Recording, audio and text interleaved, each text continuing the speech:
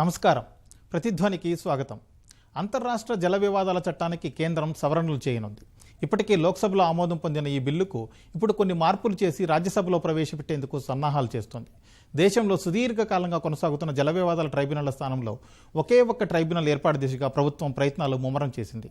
ఈ bill parliament ఆమోదం పొందితే దేశంలో 4.5 ఏళ్ల కాలపరిమితితో జల వివాదాల ట్రైబ్యునళ్లు తుది తీర్పులు వెలువరించేందుకు మార్గం సుగమం అవుతుందన్న అభిప్రాయం వ్యక్తమవుతోంది. ఈ నేపథ్యంలో అసలు ప్రస్తుతం దేశంలో ఏ నదులపై జల వివాదాలు కొనసాగుతున్నాయి, ఒకే ఒక్క ట్రైబ్యునల్తో వివాదాల పరిష్కార ప్రక్రియలో చోటు చేసుకునే మార్పులు ఏంటనే అంశంపై ఈరోజు ప్రతిధ్వని చర్చ చేపట్టింది. మన చర్చలో పాల్గొంటున్న ప్రముఖులు వి ప్రకాష్ గారు, ప్రముఖ జలవనరుల నిపుణులు, అలాగే తెలంగాణ జలవనరుల అభివృద్ధి సంస్థ చైర్మన్. కె రామకృష్ణారెడ్డి గారు, తెలంగాణ మాజీ అడ్వకేట్ జనరల్, జల వివాదాలపై సుప్రీంకోర్టులో కేసులు వాదించిన సుదీర్ఘ అనుభవ లాయర్. ముందుగా ప్రకాష్ గారు, దేశంలో ఏ నదుల మీద అంతర్రాష్ట్ర వివాదాలు ఉన్నాయి? ఇప్పుడు ఈ వివాదాల పరిష్కారానికి కేంద్ర ప్రభుత్వం ఒకే ఒక్క ట్రైబ్యునల్ ఏర్పాటు చేస్తామంటుంది. దీనిపై మీ అభిప్రాయం ఏంటండి?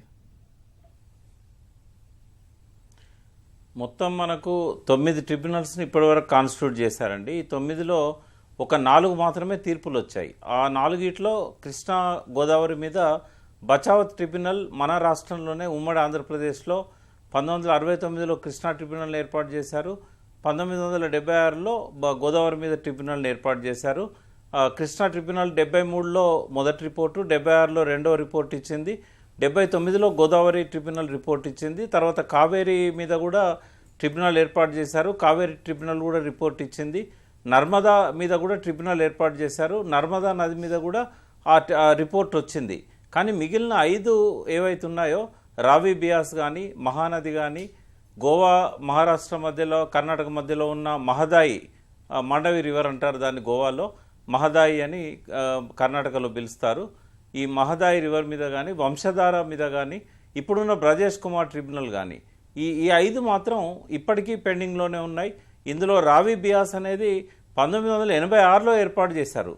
అటు 14 ఇటు 22 దాదాపు 36 సంవత్సరాలైనా కూడా పంజాబ్, హర్యానా వాటి మధ్య ఇది ఇండస్ వ్యాలీ అంటే సింధు నదికి సంబంధించిన ఉపనదులైన రావి బియాస్ సంబంధించిన గొడవ అట్లాగే నడుస్తూ ఉన్నది. అదేవిధంగా కృష్ణా నది మీద మనం బ్రజేష్ కుమార్ ట్రిబ్యునల్ మనకందరికీ తెలుసు 2004లో ఏర్పాటు చేశారు. దాని మీద ఇప్పటికీ కూడా ఒకసారి తుది తీర్పు వచ్చింది 2013లో. అప్పుడే ఆంధ్ర తెలంగాణ విడిపోవడం వల్ల అది ఇంకా పెండింగ్లోనే కొనసాగుతూ ఉంది. ఆంధ్ర తెలంగాణకు సంబంధించిన అంశాలు ఇప్పుడు అందులో విచారణ జరుగుతూ ఉంది. ఇవి అట్లాగే వంశధార మీద కానీ, మహానది మీద కానీ, ఈ మహానది మీద మొన్న లేటెస్ట్గా 2018లో ఏర్పాటు చేశారు. బట్ మహదాయి కానీ, వంశధార కానీ 2010లో ఏర్పాటు చేశారు. అంటే దశాబ్దాల పాటు కొనసాగుతూనే ఉన్నాయి కాబట్టి ఒకే ట్రిబ్యునల్ అన్నారు. కానీ ఇందులో దుర్మార్గమైన అంశం ఒకటి ఉందండి. అందులో ఏంటంటే ఈ ఫెడరల్ వ్యవస్థ మొత్తం విధ్వంసం చేసి మొత్తం తన చేతిలోకి తీసుకోవాలని కేంద్రం ఏదైతే అనుకుంటున్నదో దానిలో భాగంగానే ఈ ట్రిబ్యునల్స్ను ఇక వేరే ట్రిబ్యునల్స్ అక్కర్లేదు, ఒకే ట్రిబ్యునల్ పరిధిలోకి తేవాలనుకుంటున్నారు. ఇవి ఇంకా కాలయాపన అవుతుంది తప్ప వాళ్ళ ఇంటెన్షన్ మంచిదే. దానికి నిర్ణీత సమయం పెట్టి ఇంటర్ స్టేట్ డిస్ప్యూట్ రెజల్యూషన్ కోసము కమిటీ వేయడము, ఆ కమిటీ 1.5 ఇయర్లో ఇవ్వాలి, అట్లాగే ట్రిబ్యునల్ 2.5 ఏళ్ళలో ఇవ్వాలి, ఇవ్వలేకపోతే ఒక 6 నెలలు మాత్రమే గడువు ఉంటుంది చెప్పడం మంచిదే, స్ఫూర్తి మంచిదే. కానీ దాని వెనకాల ఉన్న నేపథ్యం మాత్రం అనుమానించాల్సి వస్తున్నది. అందులో ఇవాళ జరిగే అమెండ్మెంట్ అయితే ఇంకా దుర్మార్గంగా ఉందండి. Okay sir. రామకృష్ణారెడ్డి గారు, ఇప్పుడు ఈ నదీ జలాల వివాదాల బిల్లు 2019 చట్టంగా మారితే వివాదాల పరిష్కారానికి సంబంధించి ఎలాంటి మార్పులు జరిగే అవకాశం ఉంది? ఇప్పుడు ఇది గత కొద్ది సంవత్సరాలుగా inter state water dispute act ఏదైతే ఉందో వీటి అనుభవాలను దృష్టిలో పెట్టుకొని ఒక స్ట్రీమ్ లైన్ చేయడానికి ఈ 2019లో ఈ ఒక డ్రాఫ్ట్ బిల్లు పార్లమెంట్ కూడా ప్రవేశపెట్టింది. ఇందులో ఏముంటుందంటే ఇప్పుడు ఇంతకుముందు ఉన్నటువంటి యాక్ట్లో టైం లిమిట్ అనేది లేదు. ఇప్పుడు టైం లిమిట్ 4.5 years పెట్టినారు. రెండవది ఏంటంటే ఇప్పుడు ఇది సింగిల్ ట్రైబ్యునలే కానీ విత్ డిఫరెంట్ బెంచెస్. ఒక ట్రైబ్యునల్ ఒకటే ఉంటుంది, చైర్మన్ ఒకటే ఉంటాడు. డిపెండ్స్ అపాన్ అవసరాలను బట్టి ఒక్కొక్క బెంచ్ ఉంటాయి. అంటే డిస్ప్యూట్స్ ఎన్ని ఉంటే ఆ డిస్ప్యూట్స్ అడ్జస్ట్ అయ్యేటట్టుగా వీటిని పరిష్కరించే మార్గంగా డిఫరెంట్ బెంచెస్ ఉంటాయి. కాబట్టి మనకు ఒక్క ట్రైబ్యునల్ ఉన్నదనేటువంటిది అంశం అది కరెక్ట్ కాదు. ఎందుకంటే బెంచెస్ ఉంటే అవన్నీ అక్కడికి వేస్తారు. కాకపోతే సుప్రీంకోర్టు ఒకటే ఉంటుంది. ఇప్పుడు మనకు డిఫరెంట్ బెంచెస్ ఉన్నాయి. అదేవిధంగా single tribunal with different benches ఉంటాయి. రెండవది ఏదన్నా రాష్ట్రాలకు ఏదన్నా డిస్ప్యూట్ వచ్చినప్పుడు ఆ డిస్ప్యూట్ మొదలు డిస్ప్యూట్ రెజల్యూషన్ కమిటీకి రెఫర్ చేస్తారు. డిస్ప్యూట్ రెజల్యూషన్ కమిటీ వీటిని కన్సిడర్ చేసిన తర్వాత అక్కడ రిజాల్వ్ కాకుంటే ఆ డిస్ప్యూట్ను ట్రైబ్యునల్కు రెఫర్ చేసి ట్రైబ్యునల్ డిస్ప్యూట్ అయ్యేటువంటి అవకాశం ఉంటుంది. రెండవది ఇంకోటి అన్నిటికంటే మంచి అంశం ఇక్కడ ఈ బిల్లులో ఏంటంటే, ఇప్పుడు నేను కృష్ణా వాటర్ డిస్ప్యూట్ ట్రైబ్యునల్ నేను పోతున్నాను అప్పుడప్పుడు. అయితే అక్కడ ఏముందంటే, ఎప్పుడో 2004లో సుప్రీంకోర్టు జడ్జి 65 ఇయర్స్ తర్వాత రిటైర్ అయినా కానీ ఇప్పుడు ఆ 80 సంవత్సరాలు వచ్చినా కానీ అదే జడ్జి ఇప్పుడు కంటిన్యూ అవుతున్నాడు చైర్మన్గా. ఇప్పుడు ఈ బిల్లులో అట్లా లేదు. ఇప్పుడు ఈ బిల్లులో ఏముంది, ఏజ్ రెస్ట్రిక్షన్ ఉంది. అప్పర్ ఏజ్ లిమిట్ 70 ఇయర్స్, పనిచేసే ఇయర్స్ 5 సంవత్సరాలు, విచ్ ఎవర్ ఈజ్ ఎర్లియర్. ఒకవేళ 5 సంవత్సరాలు చేసినా అతను దిగిపోవాల్సిందే. కాకపోతే 3 సంవత్సరాలు అయినాక 70 సంవత్సరాలు వచ్చినా పోవడం. అల్టిమేట్ ఏంటంటే 70 సంవత్సరాలు పెట్టడం శుభదాయకమైనటువంటి విషయం. ఇంకొక ఈ బిల్లు లోపల ఉన్న మంచిదనం ఏంటంటే, ఇప్పుడున్న ట్రైబ్యునల్స్ అన్ని నెలకు 3 రోజులు 4 రోజులు 5 రోజులే పనిచేస్తున్నాయి. ఆ 3 రోజులు 4 రోజులు 5 రోజులు పనిచేసి మిగతా 10-15 రోజులు ట్రైబ్యునల్స్ పనిచేయడం లేదు. అదే అట్లా కన్వెన్షన్ ఇప్పుడు ఉన్నటువంటి రివర్ వాటర్ డిస్ప్యూట్లో ఆ కన్వెన్షన్ డెవలప్ అయింది. ఆ కన్వెన్షన్ డెవలప్డ్ కావడానికి కారణం ఏంటంటే, ఈ 3-4 రోజులకు ప్రిపరేషన్ ఒకసారి, లేకుంటే రిటైర్ అయ్యి వచ్చినటువంటి జడ్జిలు కనుక వాళ్ళకు వేరే అవకాశాలు ఆర్బిట్రేషన్స్ అవి ఉంటాయి కనుక వాళ్ళు ఇక్కడ కొద్ది సమయం స్పేర్ చేయడానికి వీలు పడుతుంది. ఇప్పుడున్నటువంటి బిల్లు అట్లా కాదు, బెంచ్ కంటిన్యూస్గా కూర్చుంటుంది, డిస్ప్యూట్ తొందరగా అయిపోవడానికి వీలుంటుంది. నెలకు 10-15 రోజులు వేస్ట్గా పోయేటువంటి దాన్ని ఇప్పుడు అటువంటి పరిస్థితి ఉండదు. ఇంకొకటి ఏముందంటే, ఒకవేళ డెసిషన్ ఇచ్చిన తర్వాత ఇప్పుడు యాక్ట్లో పొందుపరిచినారు, whatever the decision given by the tribunal is final, there is no gazette publication. ఇంతకుముందు ట్రైబ్యునల్ జడ్జిమెంట్ ఇచ్చిన తర్వాత కూడా దానికి ఒక గజెట్ పబ్లికేషన్ సెంట్రల్ గవర్నమెంట్ ఇస్తేనే అది ఆపరేషన్లోకి వచ్చినట్లు లెక్క. ఇప్పుడు ఈ యాక్ట్ లోపల ది మూమెంట్ ట్రైబ్యునల్ అడ్జుడికేట్ చేసిన తర్వాత, డెసిషన్ ఇచ్చిన తర్వాత ఆ జడ్జిమెంట్ అమల్లోకి వస్తుంది. దానికి గజెట్ తోని పబ్లిష్ చేయాల్సినటువంటి అవసరం లేదు. ఓకే. అన్నిటికంటే ఇంపార్టెంట్ ఇంకోటి ఏంటంటే, ఈ ట్రైబ్యునల్ జడ్జిమెంట్ చెప్పిన అడ్జుడికేట్ చేయడానికి data collection centre, data bank అనేది నేషనల్ లెవెల్లో river wise central government data collect చేసి పెడుతుంది. అప్పుడు ఈ డిస్ప్యూట్ ఉన్న పార్టీసు వాళ్ళు ఎక్కడో వెతికి రావాల్సిన అవసరం లేదు. ట్రాన్స్పరెంట్ డాటా అంటే వెబ్సైట్లో డాటా అంతా పెట్టి దాన్ని మనకు అంతగా అవలేలగా అలకగా అవైలబుల్ ఉంటుంది. ఆ డాటాను మనం ట్రైబ్యునల్ ముంగట పెట్టి అడ్జుడికేషన్కు ఫెసిలిటేట్ అయ్యేటట్టుగా మనం చేసుకోవడానికి వీలుంటుంది. ఈ పరిస్థితులన్నీ ఇప్పుడున్నటువంటి ఎగ్జిస్టింగ్ ట్రైబ్యునల్స్ లేవు. ఎగ్జిస్టింగ్ ట్రైబ్యునల్లో ఎంత ఏజ్న తాను ఉండవచ్చు. రెండవది, ఒక జడ్జు ఇప్పుడు మిత్రుడు ప్రకాష్ గారు చెప్పినట్టు రావి బియాస్ ట్రైబ్యునల్ ఎప్పుడో ఏర్పాటు చేస్తే ఒక కేరళకు సంబంధించిన ఒక జడ్జు రిటైర్ అయినాక అతను చనిపోయేదాకా ఉన్నాడు అందులో. అది 33 సంవత్సరాల నుంచి ఆ ట్రైబ్యునల్ కంటిన్యూ అవుతుంది. ఇప్పుడు అదేం లేదు. కొత్త ట్రైబ్యునల్ యాక్ట్ వచ్చిన తర్వాత all the disputes will be refer to the tribunal. There will be common tribunal, different benches will be considered. Okay. Age restrictions ఏ విధంగా ఉంటాయి. ఓకే. ప్రకాష్ గారు, ఇప్పుడు రాజ్యసభలో పెండింగ్లో ఉంది ఈ నదీ జలాల వివాదాల పరిష్కార బిల్లు. అసలు ఈ బిల్లులో కేంద్రం ఎలాంటి మార్పులు చేయాలనుకుంటుంది ఇప్పుడు? వారు ఇప్పుడు ఇదివరకు ఏవైతే ఆల్రెడీ ట్రిబ్యునల్ ముందు విచారణ జరుగుతున్నాయో వాటిని కొనసాగించాలి. సపోజ్ ఇప్పుడు బ్రిజేష్ కుమార్ గారు ఈ చట్టం అమల్లోకి వచ్చినాక ఆయన రిటైర్ కావాల్సి వస్తుంది. ఇందాక సార్ చెప్పినట్టుగా 70 ఏళ్ళు దాటిపోయాయి ఆయనకు. తర్వాత 5 సంవత్సరాల కంటే ఎక్కువ కాలం ఉన్నారు. కాబట్టి ఇప్పుడు ఆయన ఇమీడియట్గా దిగిపోవాల్సి వస్తుంది. బ్రిజేష్ కుమార్ ముందున్న అదంతా కూడా ఆ ఫైల్ మొత్తము డైరెక్ట్ ఇప్పుడు ఒకే ట్రిబ్యునల్ పరిధిలోకి వస్తుంది. దానికి ఒక బెంచ్ కాన్స్టిట్యూట్ చేస్తారు. కృష్ణా వివాదాలకు సంబంధించి ఒకే ట్రిబ్యునల్ పరిధిలో బెంచ్ కాన్స్టిట్యూట్ చేస్తారు. అయితే ఇక్కడ ఒక అంశం, కీలకమైన అంశాన్ని మనం గుర్తించాలి. ఇప్పుడు మనం చట్టం చూసినప్పుడు ఏంటంటే, సరే సార్ అడ్వకేట్ జనరల్గా రిటైర్ అయిన వ్యక్తి, ఇప్పుడు న్యాయవాదిగా కంటిన్యూ అవుతున్న వ్యక్తి. మేమేమో పొలిటికల్ కోణంలో నుంచి చూస్తాం, సార్ ఏమో చట్టం కోణంలో నుంచే చూస్తారు. చట్టాలన్నీ బాగానే ఉంటాయండి, ఇంప్లిమెంటేషన్లోనే ప్రాబ్లం ఉంది. వారు అన్నట్టుగా నిజంగానే 4.5 సంవత్సరాల లోపల తీర్పు చెప్తే అంతకంటే కావాల్సింది ఏముంది? ఏ రాష్ట్రానికైనా వివాదాలు ఎంత తొందరగా పరిష్కారం అయితే అంత బాగుంటుందని అనుకుంటాం. కానీ ఇక్కడ ఒక ప్రాబ్లం వస్తుంది. ఒకవేళ కనుక వాళ్ళు కాగితాల మీదనే ఆధారపడితే తీర్పులు ఇవ్వడానికి 4.5 సంవత్సరాలు చాలా ఎక్కువ. 2 సంవత్సరాలు 3 సంవత్సరాలు ఇవ్వచ్చు. డిస్ప్యూట్ రెజల్యూషన్ అనేది కమిటీలు చేయడం అనేది సాధ్యం కాదు. అందుకే వాళ్ళే ట్రిబ్యునల్స్ని పెడుతున్నారు. ఎందుకంటే ఈ అన్ని పొలిటికల్గా ఒక రాష్ట్రంలో ఇంకో రాష్ట్రంలో జరుగుతున్న వివాదాలు అవి కమిటీల ద్వారా పరిష్కారం కాదు కాబట్టే ట్రిబ్యునల్స్ యొక్క అవసరం ఉన్నది. అవి 2.5 సంవత్సరాల్లో పరిష్కారం కావాలంటే ఫీల్డ్ స్టడీ చేయాలి, గ్రౌండ్ మీదకి వెళ్ళాలి. మరి బెంచ్లు చూస్తే అడ్మినిస్ట్రేటివ్ ట్రిబ్యునల్ అన్నట్టుగానే వాళ్ళ దగ్గరికి అడ్వకేట్స్ తీసుకొచ్చిన ఇన్ఫర్మేషన్ ఆధారంగానే వాళ్ళు తీర్పులు చెప్పినట్టయితే మాత్రం ఇవి శాశ్వతంగా అట్లాగే ఉండిపోతాయి. ఒకవేళ కనుక ఫీల్డ్ మీదకి వాళ్ళు రావాలనుకుంటే ఆ పూర్తి అవగాహన వచ్చిన తర్వాత 5 ఏళ్ళు అయిపోద్ది కాబట్టి ఆ జడ్జి రిటైర్ అయిపోతాడు, మళ్ళీ కొత్త ఆయన వచ్చినాక మళ్ళీ మొదలవుతుంది. ఇట్లాంటి చిక్కు సమస్యలు, ప్రాక్టికల్ సమస్యలు ఉంటాయి. మాకు ప్రత్యేకమైన ఆబ్జెక్షన్ ఏంటంటే ఈ బిల్లు గతంలో లోక్సభలో పెట్టినప్పుడు టీఆర్ఎస్ బేషరతుగా సమర్థించింది.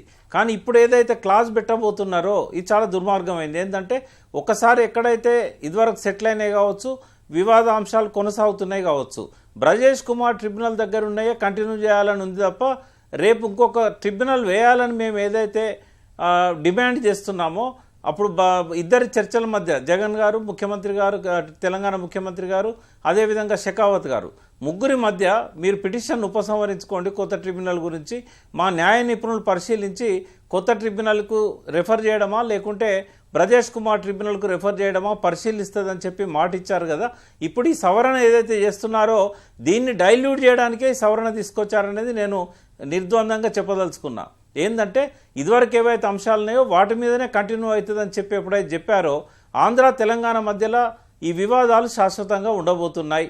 ఒకవేళ కనుక అమెండ్మెంట్ అమల్లోకి వచ్చినట్టయితే కొత్త ట్రిబ్యునల్ ఇవ్వమని చెప్పగానే చెప్తున్నది కేంద్రం. కాబట్టి దీని మీద మా పార్టీ ఒక నిర్ణయం తీసుకుంటుంది. ముఖ్యమంత్రి గారు ఢిల్లీలోనే ఉన్నారు కాబట్టి రాజ్యసభలో బిల్లు చర్చకు వచ్చినప్పుడు తప్పకుండా దీని మీద మరి ఎంపీలకు వారు మార్గనిర్దేశం చేస్తారు. ఓకే సార్, ఇప్పుడున్నటువంటి జల వివాదాల ట్రైబ్యునల్ నిర్వహణకు చాలా వ్యయం అవుతుంది, ఖర్చులు భారీగా అవుతున్నాయి. దీనివల్ల ఒకే ట్రైబ్యునల్ ఏర్పాటు చేస్తే వ్యయ ప్రయాసాలు తప్పుతాయి అని వాదిస్తుంది కేంద్రం. దీని మీద మీరేమంటారు? కరెక్టే, అది కరెక్ట్. ఎందుకంటే ఇప్పుడున్నటువంటి జల వివాదాల ట్రైబ్యునల్ లోపల ఫైనాన్షియల్ అరేంజ్మెంట్ ఎట్లా ఉందంటే ఇప్పుడు ముగ్గురు జడ్జెస్ను ఇప్పుడు for example Krishna water dispute tribunal ఇప్పుడు రెండవది ట్రైబ్యునల్ నడుస్తున్నది. ఆ ట్రైబ్యునల్లో ఉన్నటువంటి ముగ్గురు జడ్జిలకు ఏదైతే ఉందో వాళ్ళ శాలరీలు హైకోర్టు వాళ్ళు రిటైర్ అయినప్పుడు వాళ్ళు అపాయింట్ చేసేప్పుడు జడ్జి ఉన్నా వాళ్ళు రిటైర్ అయ్యే నాటికి కూడా అదేవిధంగా అదే సేమ్ హైకోర్టు జడ్జి శాలరీ ఇవ్వవలసి వస్తుంది. ఆయనకున్న పర్క్స్ అట్లే జడ్జిగా పర్క్స్ ఇవ్వవలసి వస్తుంది. రెండవది ముగ్గురు ఇంకా ఎన్ని రోజులైనా కానీ వాళ్ళు కంటిన్యూ ఇప్పుడు ఇంతకుముందు అన్లిమిటెడ్ పీరియడ్ ఉన్నది కనుక 5 ఏళ్ళు 10 ఏళ్ళ వరకు వాళ్ళు కంటిన్యూ అయ్యి వాళ్ళ వ్యయ ప్రయాసాలు రాష్ట్రాల మీద పడుతున్నాయి. ఇప్పుడు అట్లా కాకుండా ఒకే ట్రైబ్యునల్ ఏర్పాటు చేసి డిఫరెంట్ బెంచెస్ పెట్టడం వల్ల ఏమైందంటే అవసరాన్ని బట్టి బెంచ్లు ఉంటాయి, కంటిన్యూస్గా హియరింగ్ ఉండడానికి అవకాశం ఉంటుంది. ఎందుకంటే డాటా అనేది సెంట్రల్ గవర్నమెంట్ ప్రొవైడ్ చేస్తుంది కనుక 4.5 years కాక ఇప్పుడు అది మీరంటూ ప్రకాష్ గారు చెప్పినట్టు ఎక్స్పీరియన్స్ మీద తెలుస్తుంది. 4.5 years 2.5 years అనేది ఏ విధంగా అడ్జస్ట్, కానీ డే టు డే రెగ్యులర్గా ట్రయల్ చేస్తే 4.5 yearsలో కంప్లీట్ కావడానికి అవకాశం ఉంటుందని నేను అనుకుంటా. ఎందుకంటే ఇప్పుడు ప్రస్తుత ట్రైబ్యునల్ నెలకు వారం రోజులే నడుస్తున్నది కనుక 3 వారాలు వేస్ట్గా పోతున్నది కనుక అటువంటిది కాకుండా ఒక దగ్గర మెంబర్స్ ఒకే ట్రైబ్యునల్ కనుక ఉండి డిఫరెంట్ బెంచెస్ ఉంటే దాని ఖర్చులండి తక్కువ అవుతాయి. రెండవది ఇట్లా వేస్టేజ్ అనే టైం కాదు కనుక తప్పకుండా వ్యయం తక్కువ అవ్వడానికి వీలుంటుంది. రెండవది 70 సంవత్సరాలు అవుటర్ లిమిట్ పెట్టినారు, ఆ మెంబర్కు 67 years లిమిట్ పెట్టినారు. ఒకవేళ అవుటర్ లిమిట్ 70 year అయిన తర్వాత రిటైర్ అయిపోతే అతను కంటిన్యూస్గా మళ్ళీ ఫర్దర్ ఇవ్వడానికి వేయలేదు, కొత్త మెంబర్స్ వస్తారు. కాస్త ఆరోగ్యంగా ఉండి డిస్ప్యూట్గా చాలా రోజులు కంటిన్యూస్గా కూర్చుండి పనిచేయడానికి కూడా వీలు పడుతుంది. 80 సంవత్సరాల వ్యక్తిని నెల రోజుల్లో మొత్తం పని చేయమంటే అతను చేయలేడు. అదొక కారణం అయి ఉండొచ్చు. అది ఈ మధ్య కాలంలో రివర్ వాటర్ డిస్ప్యూట్ రాసిన వాళ్ళ ఎక్స్పీరియన్స్ కూడా చెప్తున్నారు. ఇది కరెక్ట్ ప్రెసిడెంట్ కాదు, నెలలో వారం రోజులే ట్రైబ్యునల్ నడిచేటువంటి పద్ధతి కనుక రెగ్యులర్గా సింగిల్ ట్రైబ్యునల్ మల్టీ లెవెల్ బెంచ్లు పెట్టేది ఉంటే ఎక్స్పెండిచర్ డెఫినెట్గా తక్కువ అయ్యేటువంటి అవకాశం ఉంటుంది. ఓకే, రామకృష్ణారెడ్డి గారు, అలాగే మీరు చెప్పినట్టు ఒక బెంచ్లో ఉన్నటువంటి చైర్మన్ 70 ఏళ్ళకి రిటైర్ అవుతారు, అలాగే మెంబర్స్ ఏమో 67 ఏళ్ళకి రిటైర్ అవుతారు. అలాంటప్పుడు ఏదైనా ఒక జల వివాదం కంటెంప్లేట్ చేస్తున్నారు. ఓకే, ఒకవేళ ఆ జల వివాదం ఏదైనా విచారణ జరుగుతుంటే ఈ మధ్యలో వీళ్ళున్న చైర్మన్ సభ్యులు వెళ్ళిపోతే కొత్త వాళ్ళు వచ్చి మళ్ళీ దాన్ని అంతా అర్థం చేసుకోవడానికి కొంత సమయం పట్టే అవకాశం లేదంటారా? ఏమిటి అంత రికార్డు ఉంటుంది కదా. ఇప్పుడు మన దగ్గర ఇప్పుడు ఒక ఆర్గ్యుమెంట్ అవుతుంది మన హైకోర్టులో సుప్రీంకోర్టు లోపల ఒక ఆర్గ్యుమెంట్ ఒక కేసు అట్లే నడుస్తుంది కనుక అతను జడ్జి కూడా రిటైర్ అయినాక అట్లే ఉండాలని ఏం లేదు కదా. ఇప్పుడు వచ్చిన తర్వాత they will understand evidence of record pleadings అన్నీ ఉంటాయి, రికార్డు ఉంటుంది కనుక దే విల్ అండర్స్టాండ్. కాకపోతే 10 రోజులు 15 రోజుల్లో వాళ్ళకి అర్థమవుతుంది. ఒక 2-3 ఇయరింగ్లో వాళ్ళు అడ్జస్ట్ వాళ్ళకు జ్యుడిషియల్గా హైకోర్టు జడ్జిలుగా సుప్రీంకోర్టు జడ్జిలుగా పనిచేసిన ఎక్స్పీరియన్స్ ఉంటుంది కనుక దాన్ని అర్థం చేసుకోవడానికి అంత అది కష్టమేం కాదు. Okay sir. ఇది సుప్రీంకోర్టు హైకోర్టులో ఇప్పుడున్న నిర్వహణ పరిస్థితిని బట్టి చూస్తే మనం అర్థం చేసుకోవచ్చు. ఓకే. కనుక ఏజ్ లిమిట్ అనేది తప్పకుండా నేను చూస్తున్నాను. ఇప్పుడున్న సుప్రీంకోర్టు జడ్జి 83-85 ఏళ్ళైనా రిటైర్డ్ కావడం లేదంటే అతనికి ఏముంటుంది, తన ఆరోగ్యం అతని యొక్క ఓపిక ఏముంటుంది. ఓకే. కనుక డెఫినెట్గా 70 సంవత్సరాల కంటే సుప్రీంకోర్టు జడ్జి 65 ఇయర్స్కి రిటైర్ అవుతాడు. ఆ తర్వాత అతను కమిషన్ చైర్మన్ దొరుకుతుంది, అతను 70 ఇయర్స్కి రిటైర్ కావాల్సిందే. 4.5 ఇయర్స్ ట్రైబ్యునల్ ఇప్పుడు యాక్ట్లో ట్రైబ్యునల్ అడ్జుడికేషన్ లిమిటేషన్ పెట్టినారు కనుక అది వితిన్ 5 ఇయర్స్ ఈ 4.5 ఇయర్స్ లోపల అడ్జస్ట్ అవుతుంది కనుక అది పెట్టడం సబబే. కనుక ఆ విధంగా ఇప్పుడు కొత్తగా వచ్చే యాక్ట్లో ఒక రిఫర్మేషన్ అనుకోవచ్చు. ఈ రిఫార్మేషన్లో కూడా కొన్ని అవకతవకలుండి కొన్ని ప్రాక్టికల్ డిఫికల్ట్స్ వస్తే పార్లమెంటు అక్కడక్కడ సవరణలు కూడా చేయవచ్చు.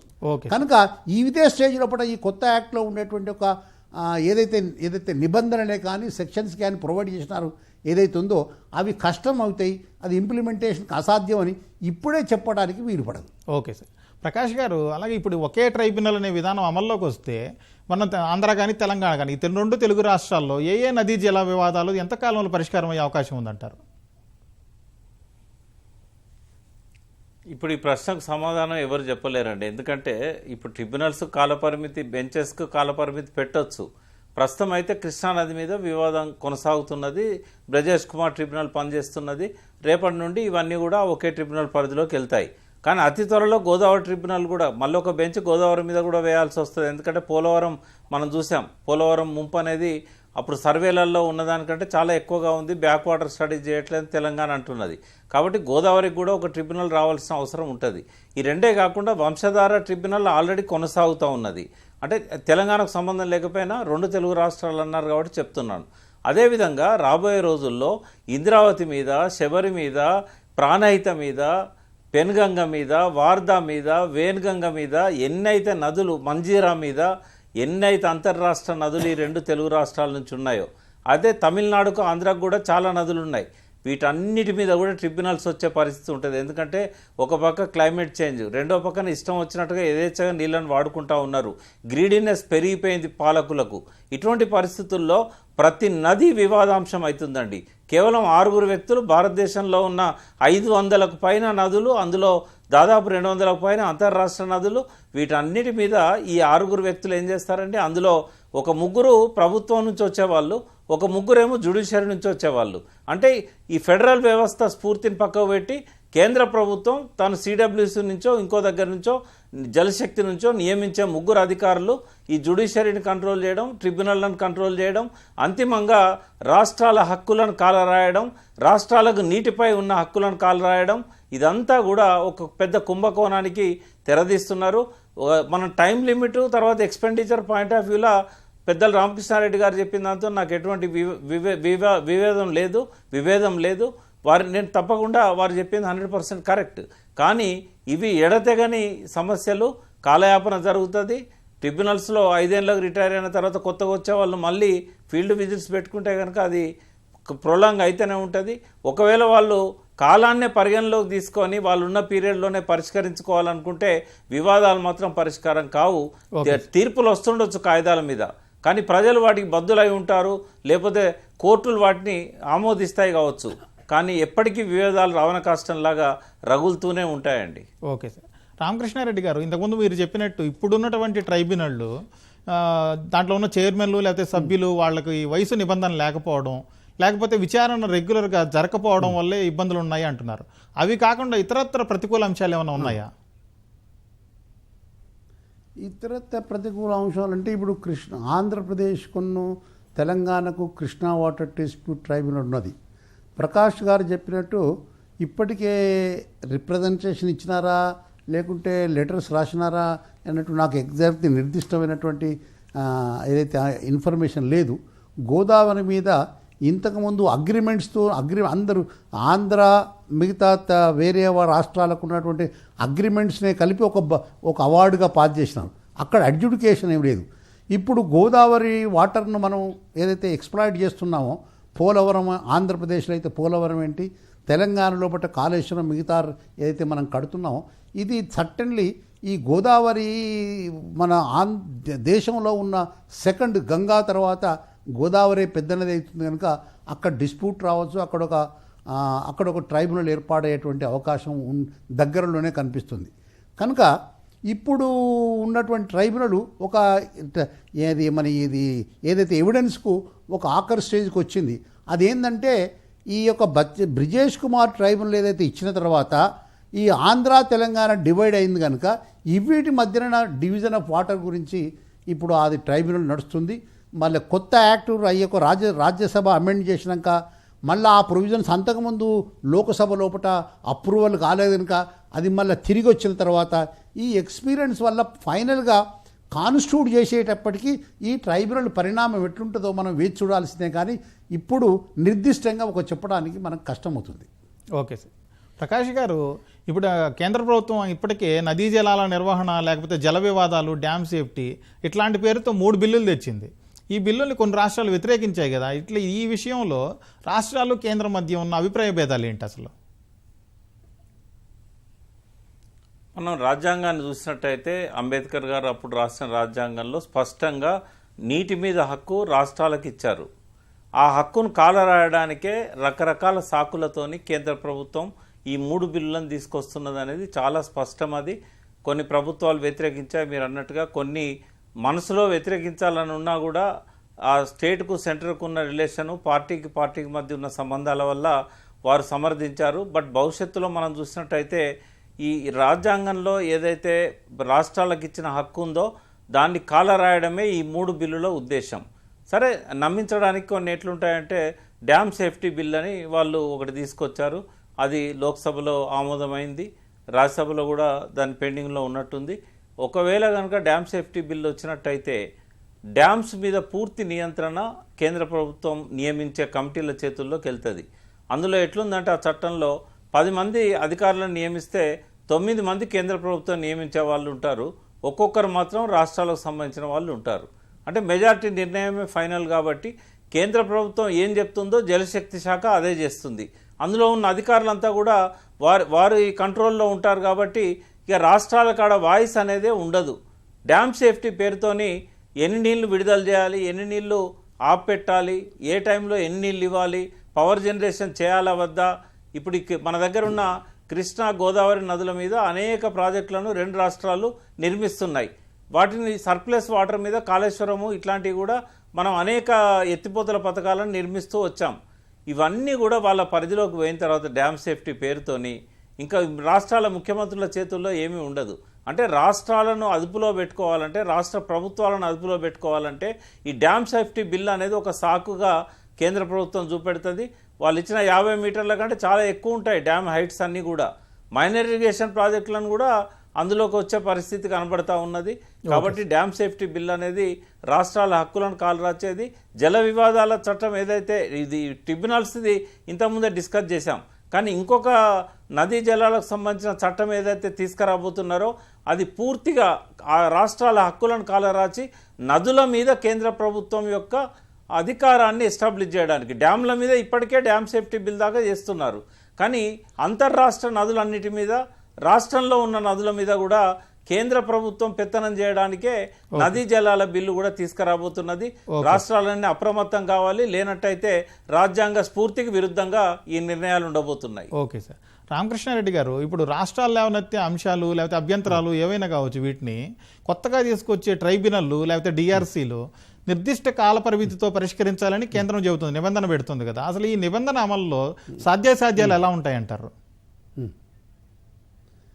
ఇప్పుడు నిబంధనల అమలులో సాధ్యాసాధ్యాలు ఎట్లా ఉంటాయంటే, ఆ రివర్ డిస్ప్యూట్లో ఆ రాష్ట్రాలు ఎవరైతే పార్టీ స్టేట్స్ ఏవైతే ఉంటాయో వాళ్ళు రేజ్ చేసే అంశాల మీద ఆధారపడి ఉంటుంది. వాళ్ళు రెండవది పరిష్కరించుకోవాలన్న ఆ రాష్ట్రాలకు మంచి మనసు ఉందా, లేకుంటే పొలిటికల్ రీజన్స్లో వీటిని పొడిగించాలని ఉందా అనేది మనం దాని డిపెండ్స్ అపాన్ అది ఉంటుంది. ఇప్పుడు రావు బియాస్ ఉన్నది, అక్కడ పంజాబ్ హర్యానాకు వాళ్లకు ఓటు మీద ఓటు పడడం లేదు. 33 ఏళ్ళైనా అక్కడ ఇష్యూ ఇప్పటికి కూడా కంటిన్యూ అవుతుంది. ఈ మధ్యన అంతకుముందు ఉన్న మెంబర్లు రిటైర్ అయ్యి రిజైన్ చేసి మేము చేయలేమంటే ఈ మధ్య కాలంలో ఒక 2-3 నెలల కింద ఇప్పుడు కొత్త మెంబర్లను అపాయింట్ చేసినారు. కనుక ఇది రెండవది హౌ ఫార్ ద ఇన్ఫర్మేషన్. ఇప్పుడు అసెసర్స్ ఉన్నారు, లేకుంటే మెంబర్స్కి ఉన్నారు. డాటా అనేది చాలా కంపల్సరీ రిక్వైర్మెంట్ అవసరం అడ్జుడికేట్ చేసే ముందు. అటువంటి depends upon providing data, efficiency of the members and assisting చేసేటువంటి యాసెట్స్ ఇవన్నీ ఉంటే రాష్ట్రాలు తొందరగా సాల్వ్ చేసుకోవాలంటే 4.5 సంవత్సరాలు. రెండవది ట్రైబ్యునల్ నడిచేటువంటి పదానం. ట్రైబ్యునల్ ఉండి మేము వారానికి 10 రోజులు నడిపిస్తామంటే అది కాదు. కంటిన్యూస్గా ఏదైతే సుప్రీంకోర్టు హైకోర్టు లాగా నడిపించేటువంటి విధానం ఉంటే ఒకటే ఇష్యూ కనుక 4.5 yearsలో కనుక అడ్జుడికేట్ కావచ్చు. అవసరం అంటే in course of time act amend చేసి ఇంకో 6 నెలల్లో 3 నెలల్లో అట్లా పొడిగించడానికి అవకాశం ఉంది. కనుక ఇప్పుడే సుప్రీంకోర్టు ఇప్పుడే సెంట్రల్ గవర్నమెంట్ తీసుకొచ్చేటువంటి యాక్టు మనం కరెక్ట్ లేదనడానికి మనం ఇప్పుడే చెప్పలేము. కాకపోతే ఏంటంటే ఒక రిఫార్మ్ చేయడానికి ఏదో స్ట్రీమ్ లైన్ చేయడానికి తీసుకొచ్చినటువంటి ఒక యాక్ట్ లాగా కనపడుతుంది. కానీ it depends upon it's implementation బట్టి మనం దాని సాధ్యాలే కానీ మంచి చెడులే కానీ మనం చెప్పచ్చు. అల్టిమేట్లీ నేను చెప్పేది ఏంటంటే ఈ సైలెంట్ ఫీచర్స్ ఆఫ్ యాక్ట్లో కొన్ని మంచి పరిణామాలే ఉన్నాయని నేను చెప్పచ్చు. Okay sir. Okay sir. నదులపై కేంద్రం గుత్తాధిపత్యం చేయకుండా కాలపరిమితితోటి వివాదాల పరిష్కారానికి కృషి చేసేలాగా కొత్త ట్రైబ్యునల్ తీసుకొస్తే మంచిదేనని మన చర్చలో పాల్గొన్న నిపుణులు అంటున్నారు. ఇది ఇవాల్టి ప్రతిధ్వని.